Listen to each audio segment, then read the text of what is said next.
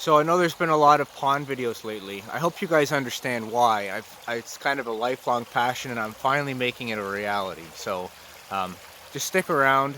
I do want to get back to some of the roots, like literally, of this channel um, by talking about some more soil science. I have a really good topic today, which is early spring blooming flowers and plants, all plants, in order to maximize the photosynthesis that you have going on.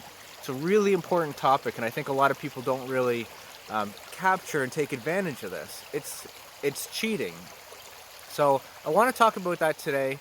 I'm going to take a quick 2-minute tour. I'm going to flick on the pond pumps. We're going to check the stream, look for leaks, make adjustments. I'll videotape some of that. And if you don't want to see the pond stuff, you just want to skip ahead to the soil science stuff and hacks that you can use in your garden, feel free to skip ahead 2 minutes. We're going to talk about early spring blooming plants, their impact on the soil food web of life that you depend on to grow your plants.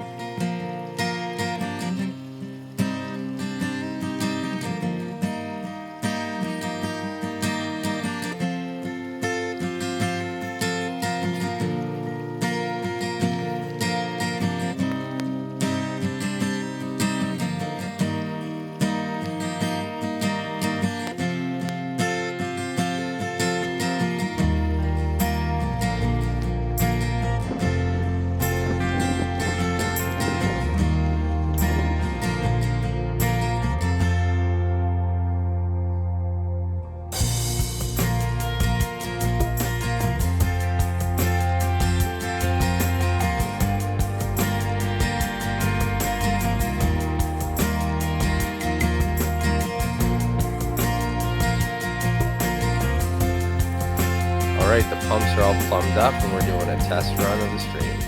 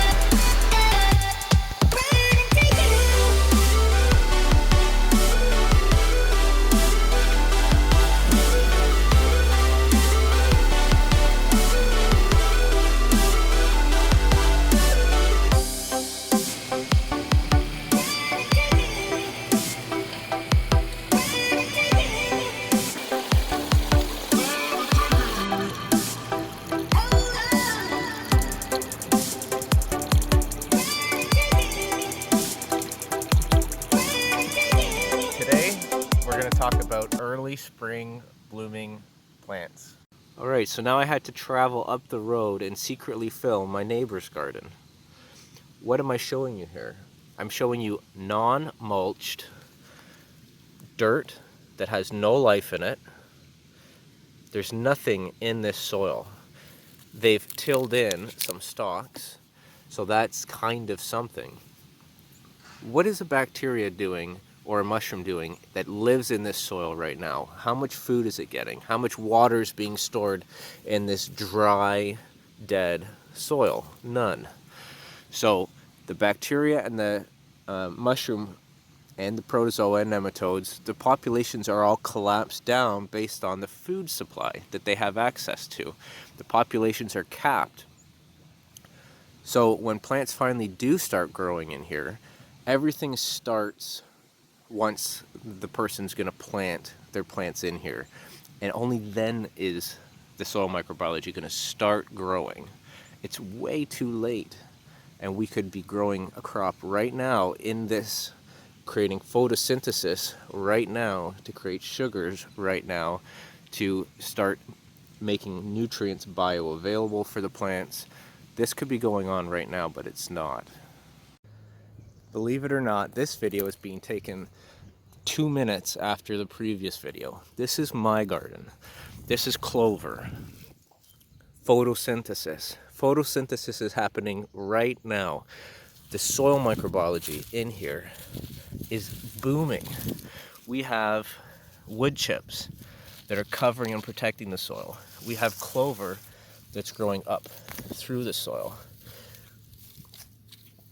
We have these nitrogen nodules on the roots of the clover. These are releasing, when I rip this up, these will, say I go like this, and I rip these leaves off. I drop these leaves back down. Soil microbiology is going to eat this, decompose it. Underground, these roots are going to get shed to rebalance the above ground and below ground growth. When these get shed and the plant goes like this, I don't need this anymore, and it rips off that root underground, this is all going to decompose. This is going to feed the soil life. These clusters of nitrogen are going to get released into the soil and feed all the other clover around. When my goji berry leaves out, when my autumn olive leaves out, when my cold hardy kiwi leaves out, the grapes, the apples, when these things leaf out, there's already a thriving ecosystem in the soil, turning over nutrient, making it bioavailable to the plants. So the trees are going to leaf out and start their season in a thriving soil ecosystem. This is what you want. You want to have not only maximize photosynthesis in terms of 3D space by having different layers in a food forest, overstory trees, understory trees, bushes, herbaceous layer, ground covers, root crops, and vines growing up it all. Maximize that 3D space in your forest.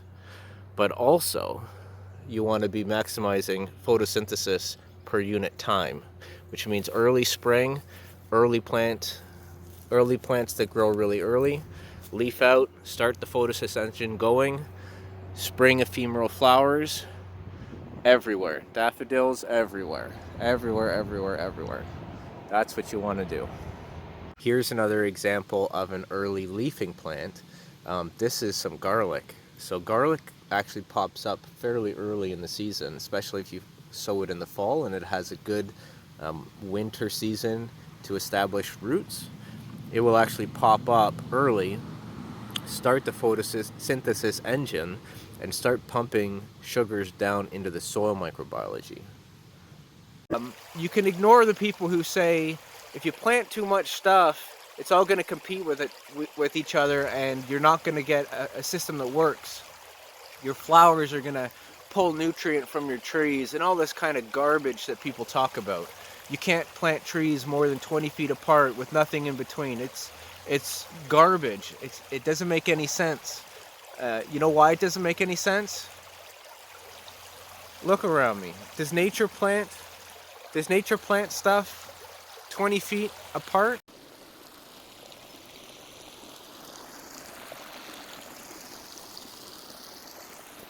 It's like trees at 3-inch centers.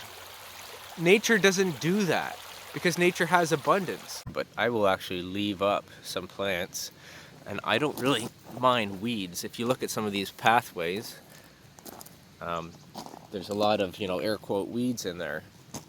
These weeds, for example, this guy right in here in this footpath actually has roots that are going into the garden. It's doing photosynthesis. It's putting sugars into the soil, and it's growing the soil life. So you'll see that I put garlic in all of my gardens, and I won't be able to eat anywhere near this amount of garlic. I have daffodils everywhere, right even at the base of trees. And people say, oh no, they're going to outcompete the trees. They're going to collect all the nutrients that the trees aren't doing. Tell me what photosynthesis this tree is doing right now. The answer is obviously zero. So tell me again why this is out competing the tree that has no leaves. It's not. I will tell you what these are doing right now. These plants right here are actually performing photosynthesis and feeding the soil life. So as it rains, these are collecting and soaking up the rainwater. They're combining with carbon in the atmosphere and nutrients in the soil, and they're feeding the entire soil food web that lives underneath these wood chips. Does leaf out, and these things are done, and they start to die back and send all their nutrient from these leaves, all the carbon and nitrogen and all the other elements as well, and they send these back down into the bulbs of the plant. That nutrient is still there. It's contained in the bulbs of the plant. This plant will multiply, but most importantly, the nutrient's not gone because sugars are being pumped into the soil life, and the soil life is exploding. The population of the bacteria is expanding. The mushroom population is expanding. So when the trees finally go, there's more bioavailable nutrient, fulvic acid, humic acid in the soils for the trees. One of the most common things I ever hear when people ask questions is, how do I save this plant, and then a photo of the plant. It's the wrong question that we're asking. We shouldn't be concerned about what do I do to save this plant right now today. We need to be asking ourselves, what can I do today to maximize the health of my soil for next year? Okay, we need to grow soil, not plants. The plants will come as a consequence of having healthy soils. And how do we grow healthy soils? We protect it with mulch, and we maximize photosynthesis. This looks like unprotected soil. It's actually dug up silt from here, put down next to my serviceberry trees. Right now it's on top of wood chip mulch. So this soil is covered in wood chips. It's protected. The rains will bring that nutrient down into the soils. There's about 6 inches of wood chips on top of this whole entire bed, and then sowed in with clover, and I let wild plants establish themselves in here as well. So right now, this peach tree hasn't bloomed yet, but the soil and the soil life that it depends on is definitely being fed. Onions growing up. These are perennial Egyptian walking onions. They come up by themselves every year. We've got strawberries growing right in the middle of wild plants. We have clover everywhere. Every system should have a nitrogen fixer. This is ours here. We've got more onions. We've even got seaberry that you can barely even, or serviceberry, which you can barely even tell is there. When you zoom out, you don't know that's a tree. That thing's going to be 10, 20 feet tall in the future. We've got trees planted all through here, very densely. When this system establishes, we're going to have early spring plants. They're here. They're going to come up, they're going to die, feed the soil microbiology. The next level of plants come up. The bushes are going to flower out. The blueberries are going to come. The pawpaws and persimmons are going to come. This persimmon keeps coming back. It dies. It's a little cold here for persimmons, so it dies. I'm going to cut this back. I wasn't sure where it wanted to come up, and I wanted to make sure that I maximized areas where it could nucleate new growth out of. So it's going to survive another year. It's coming back up. Hopefully this one, with a strong root base, will be able to weather our winters from now on. But we overplant, we maximize 3D height, we put in overstory trees, understory trees, ground level. We get green coming up in time, early in the season, later in the season. We maximize photosynthesis, we maximize soil life, and then we maximize health of our plants. This is, when I say maximizing health of our plants and you see tiny little weak plants, this was planted last year. It only just started. So it's going to be really fun for you guys. This is where I put my money where my mouth is. We're going to see how well this ecosystem grows over the next couple years. So pay attention to this spot, watch it develop and grow, and you can see what I mean by we're going to maximize soil life and maximize plant growth. Stop worrying about the plants and start only worrying about growing soil.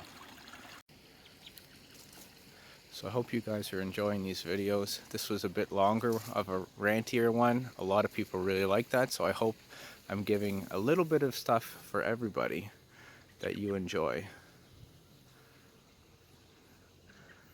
So thanks for watching, and we'll see you on the next time. Someone's got a treat for their kids.